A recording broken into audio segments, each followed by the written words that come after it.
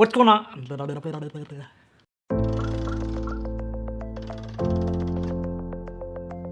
What's going on, guys? CardMechanic here, and today I'm going to be showing you a card trick that's really fun and entertaining to perform. Let's do it.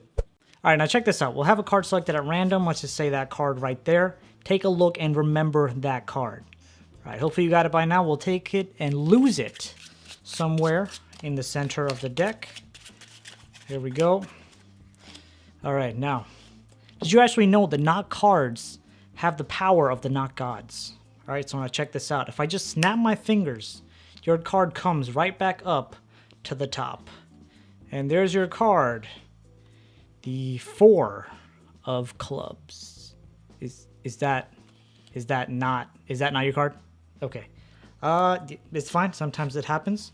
Here, just tell me where to stop real quick. I'm just going to put this somewhere face up in the deck. Right here. Okay, we're going to take it, put it right here, face up. Bam.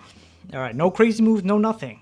But again, calling upon the knock gods, your card will now change places with that card and be face up in the center of the deck. Are you ready? 1, 2, 3. And if we take a look,